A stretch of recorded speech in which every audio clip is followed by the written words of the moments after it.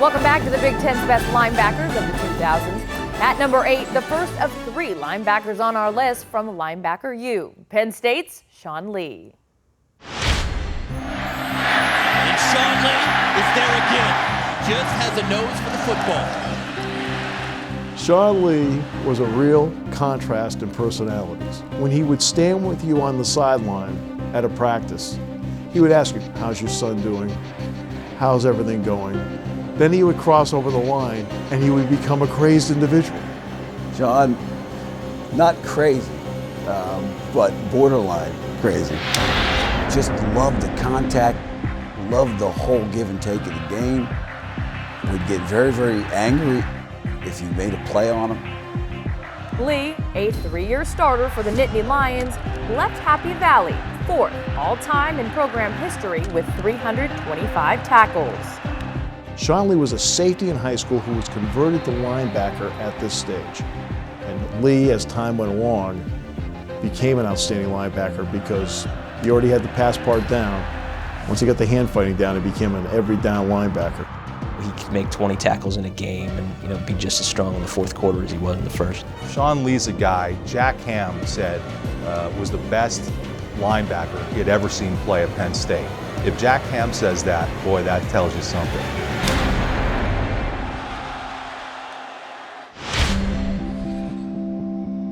Next, we head to Champaign, Illinois, where a hometown kid, Jay Lehman, lands at number 7. Good story, local kid, probably not big enough, probably be on the scout team, but Jay was determined he was going to play from the beginning. It was just his attitude, his great spirit, his work ethic. His hair, his diet. He's a character, and linebacker's a good place for characters. Jay talked a lot, but he also backed up what he had to say. Jay Lehman just splattered Boucher. His motor was always running.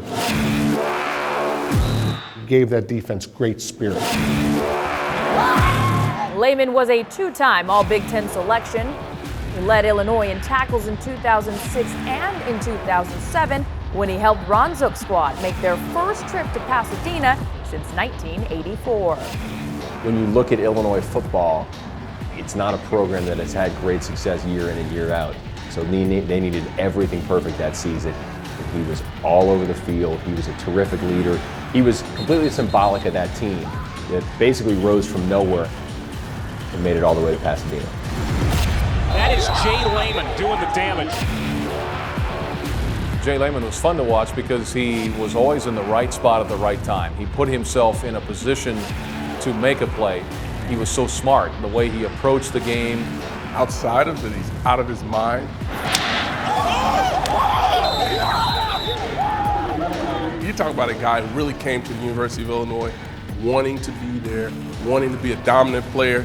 It's Jay Lehman, and he lives and breathes the part of playing middle linebacker.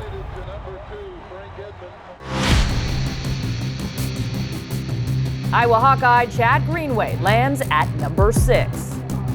You could tell when you saw Chad Greenway that he was going to be a guy that, he was going to get paid for playing football. Down goes Barber in a heap. Chad Greenway coming on a red dog. Greenway had 3 seasons of at least 110 tackles and left Iowa City 5th in program history with 416 career tackles. A tackle machine, as most linebackers in the Big Ten are. A guy with some quickness, a guy with a lot of strength. Somebody always lurking there to make a big play when you needed one. Chad Greenway is the type of player, didn't get all the pub that he probably should have in the college game, but showed now that he's in the pros that what he did in college was outstanding. Chad Greenway comes away with a pick. He may get to the end zone. Chad Greenway was just a tremendous player. If we ran a play and took advantage of him, you didn't have to wait to the next series. The next play, he'd realign himself or he'd change the defense. And we think about a lot of things in defense. You think about talent, you think about toughness, and you think about speed and all that kind of stuff.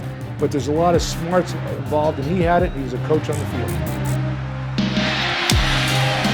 Just a very low maintenance player who went about his business, And all of a sudden at the end of the year, you realize the impact that he made, merited all Big Ten consideration.